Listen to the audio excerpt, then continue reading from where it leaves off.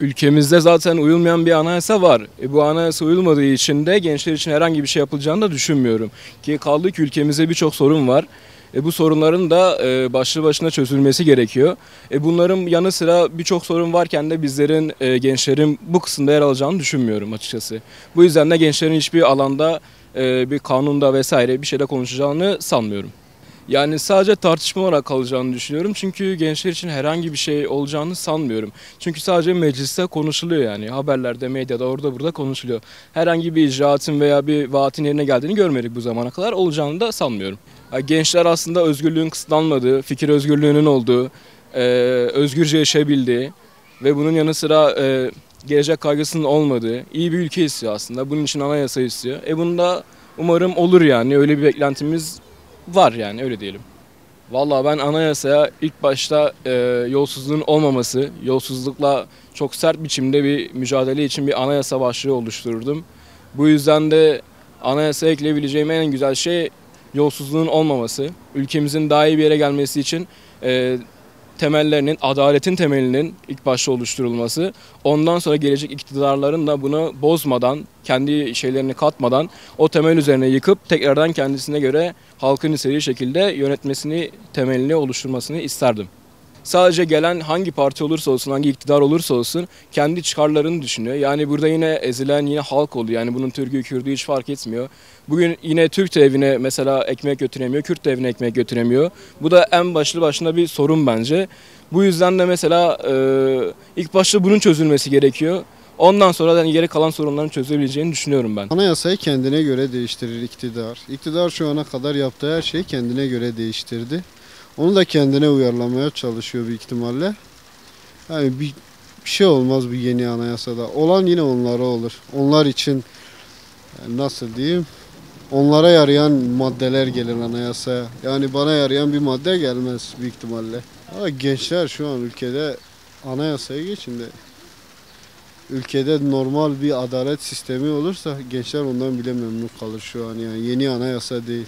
Bence düzenin değişmesi lazım. Nasıl diyeyim? Düzenin değişmesi lazım. Gençlerin önünün açılması lazım mesela. Onun dışında şu an bizim ileride evlendikten sonra çocuklarımız da olacak. Onların da güzel bir geleceği olması lazım. Benim düşüncem bu yönde. Şu an önümüzün kapalı olduğunu düşünüyorum. İnşallah ileride anayasanın önünü ve gençlerimizin önünü açarlar diye düşünüyorum. Bence gençlerin de hakkı olması lazım, konuşma hakkı gibi. Bizim de özgür irademiz olması lazım. Gençlerin de ne düşündüğü önemli bence. Tabii eğitimin geri kaldığını düşünüyorum. Mesela millet okuyor, atanamıyor. Torpil gibisinden mesela. Bu devirde yani okuyup da atanan pek kişi görmedim. Hep kasiyer oldu falan fistan, çok şey olmadı yani. Yani mesela bu devirde Suriyeliler bile bu ülkede Suriyelice konuşuyor. Kürtler konuşamıyor. Bu mesela yasak. Yani bunun bence ayrımcılık yapılmaması lazım.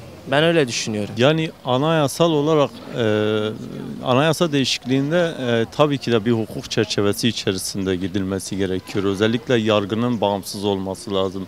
Bu mevcut sistem çok da kabul edilebilir bir sistem değil. Çünkü tek bir rejime bağlı olan bir sistem. Aslında demokrasinin yani tabii temsilli demokrasinin yani kendi temsilcilerimizin seçtiği bizim kendi irademizin, isteklerimizin yerine getirilmesini istediğimiz temsilcilerin bağımsız bir şekilde kendi iradelerini özgür bir şekilde konuşmalarını ve isteklerini yerine getirebilmeleri için tabii ki de bu sürecin bir hukuksal bir şekilde işlemesi gerekiyor. Bu tek zihniyet bence kaldırılmalı. Bu tamamıyla demokrasi zaten mümkün değil. Ama en azından bir yarı demokrasi, bir temsili demokrasi süreci olması gerekiyor. Özellikle bu durum biz Kürtler için ezelden beri çok sıkıntılı bir süreç. Çünkü bizi her şekilde yok sayıyorlar, hiç sayıyorlar. Görüyorsunuz çoğu temsilcilerimiz içeride, çoğu düşünürlerimiz, akademisyenlerimiz, gazetecilerimiz içeride. Bu çok sıkıntılı bir durum. Nasıl bir anayasa? Herkesin eşit bir şekilde, eşitten kast, yani özgür bir düşünce ortamı oluşturarak, tartışarak, bu durumu değerlendirerek bir akıl selim bir insanların veya temsilcilerin bir araya gelerek bu durumu karşılıklı müzakereyle çözmesi gerektiğini düşünüyorum. Yani o çözülebilir yani. Konuşarak her şey çözülebilir. Yani pek hakim değilim. Siyasi işleyişin nasıl olduğunu pek hakim değilim. Ama yine dediğim gibi özgür bir düşünce, özgür bir irade getirir. Budur. Rahatça tartışabileceğimiz, bizi hiç sayamayacakları, hiç olmayacakları, hiç olmadığımız bir durum eklemek isterdim yani. Biz de varız, buradayız diyebileceğimiz halk olarak tabii. Çünkü anayasa belli bir şeyin tekelinde değil veyahut sistemler belli bir şeyin tekelinde değil, halkın tekelindedir. Hukuk sistemi kesinlikle işlemiyor, yani bağımsız bir ülke değiliz. Tamamen hukuk sistemi iktidara bağlı olduğunu düşünüyorum. Yani iktidar değişmeyene kadar ben gençlerin yolunun açılacağını da düşünmüyorum. Eğitim sistemi, ne bileyim, hukuk sistemi berbat bir şekilde. Kesinlikle iktidarın değişmesi gerektiğini düşünüyorum. Ama değişmiyor maalesef, 20 yıldır. Zaten 19 yaşındayım. Başka bir başbakan, cumhurbaşkanı da görmedim. Yani evet, değişmesini istiyoruz. Ona yönelik oylar da verdik ama değişmedi yani. Gençler bence yenilikçi bir yasa istiyorlar. Ben öyle düşünüyorum. Eğitim sistemine yönelik daha iyileştirilmeli eğitim sistemi. Çünkü eğitim sistemi berbat. Yani 12 yılı ben şu an sınav öğrencisiyim. Sınava hazırlanıyorum ama yapamıyorum yani. Matematik yapmak zorunda değilim. Ama bize 1. sınıftan beri 12 yıl boyunca bunları yapmamız istendi. Yapamıyorum. Tabii ülkece herkes kendi dilini konuşmalı. Irklar tamamen kendi dilini konuşmalı. Nasıl İngilizce konuşuluyorsa Kürtçe de öyle konuşulmalı. Bence dersleri de verilmeli. Açık konuşmak gerekirse yani yeni bir anayasa yapılmalı mı? Orası zaten muamma. Yapılan uygulanılıyor mu? Orası da çok çok ayrı bir boyut zaten. Şöyle diyebilirim. Türkiye'de Twitter üzerinden adalet sağlanılan bir ülke haline gelmiş boyutta zaten. Nasıl bir şey bekliyoruz ki? Yani var olan anayasanın zaten uygulanmıyor. Bir de yerine gelecek hiç uygulanmayacak. Bireye özel bir anayasa yapılmanın mantıklı olduğunu zaten hiç düşünmüyorum. Tabii ki şunu istiyorum öncelikle. Biraz heyecanlı, kusura bakmayın. Kadın haklarına yönelik, kadınların en azından daha özgür bir şekilde yaşayabilmesi için, öldürüldüğünde, cinayete kurban gidildiğinde öyle bir cezalar getirilmesi gerekiyor ki emsal olaraktan insanların bunu yapmaya korkması gerektiğini düşünüyorum. Hayvan hakları konusunda keza yine öyle. Yani bu şekilde güzel maddeler getirilebilir anayasaya. Şunu diyebilirim, ayrıştırılmayacak bir anayasa maddelerinin getirilmesi çok daha doğru olur. Böyle düşüneceğim. Özgürlükçü, daha çok hak ve adalete uygun anayasa maddelerin getirilmesi daha iyi olur. Bir de her şeyden önce bence şunu düşünüyorum. Alakası ne kadar çok pek bilemiyorum. Siz daha iyi bilirsiniz belki ama şunu istiyoruz ya, daha rahat bir gelecek. Bunlar yani. Yani aslında yıllardır hep gündemde olan, hep siyasetin pişirip halkın önüne sunduğu ama bir türlü adım atmadığı bir süreç aslında anayasa süreci. İşte sonuçta şu anki mevcut anayasa artık yağmalı bohçaya dönüşmüş. 80'li yıllardan bugüne sürekli ufak ufak değişikliklerle bir yerlere getirildi ama bir bütünen baktığında toplumun tamamını temsil eden bir anayasa değil. Sıkıntılıdır. Dolayısıyla genel bir uzlaşıyla tüm toplumun içinde olabileceği, ülkenin tüm etnik gruplarını ya da tüm kimliklerinin temsil edildiği yeni bir anayasa ihtiyacı elbette ki vardır. Ve bunu gerçek anlamda demokratik bir şekilde, katılımcı bir şekilde hazırlanacaksa bu anayasa elbette ki gereklidir ve geç kalınmış bir tartışmadır diyebilirim. Ya gençler yaşamın her alanda kendisini görmek istiyor. Söz hakkının olmasını istiyor.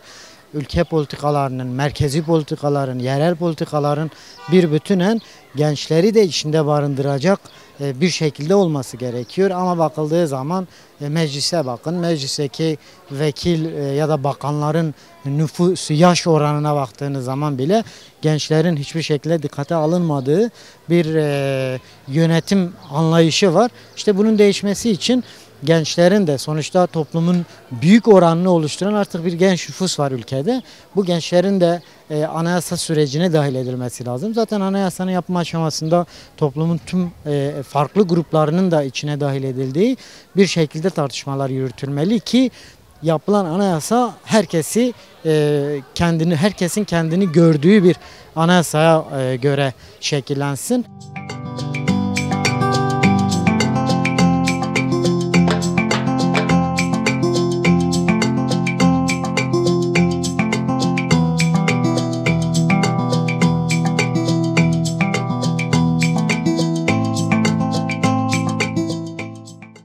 Eril bir hukuk sistemiyle karşı karşıyayız ve bu sadece Türkiye için geçerli bir durum değil. Tüm dünyayı çevreleyen, dünyayı sarmış bir durum söz konusu.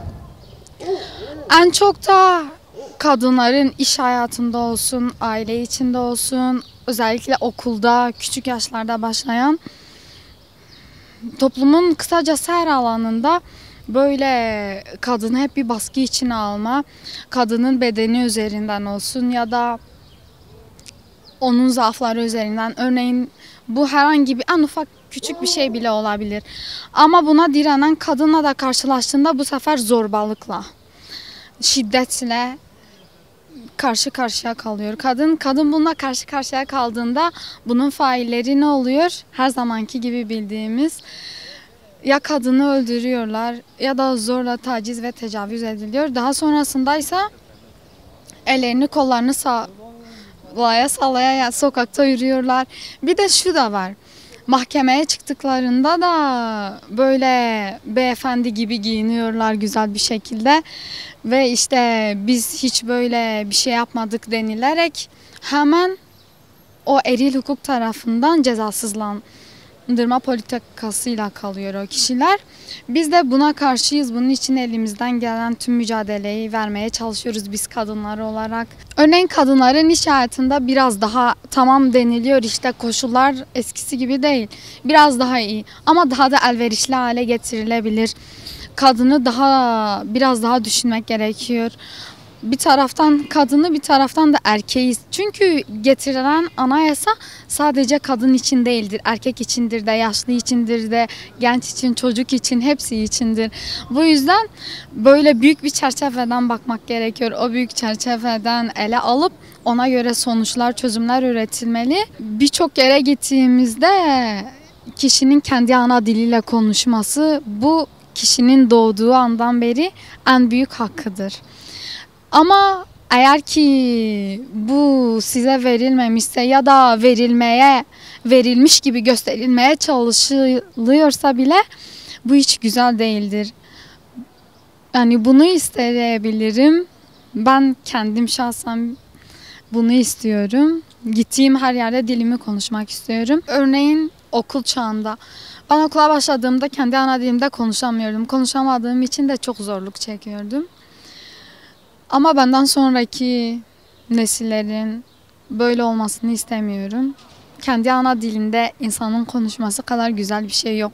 Yani kişiyi o birey dediğimiz noktaya getiren bir yerde de kişinin dilidir. Bu olmasa ya ben varlığımı hissedemiyorum açıkçası. Bunun için hukuksal açıdan, eğitimsel açıdan okullarda Kürtçe dilinin de var olması gerekir.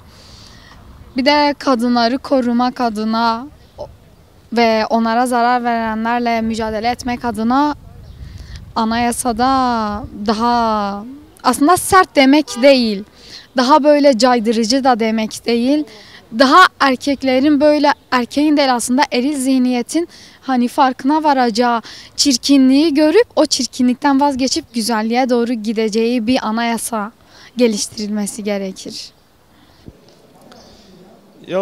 Yani şimdi bir söz veriyorlar ama sözünün üzerine durmazlar hiçbir zaman. Halka göz göre göre kandırıyorlar. Buna göre biz hepimiz biliyoruz yani artık şeylerini çıkartmışız. Halkla eski halk değil. Artık hepimiz biliyoruz onlar kimdir, biz kimiz. Biz artık kendimizi tanıyoruz. Biz gençler olarak yani özgürlüğümüzü istiyoruz, dilimizi istiyoruz. Biz kültürümüzü istiyoruz. O yüzden biz devletten şunları istiyoruz. Başka bir şey istemiyoruz.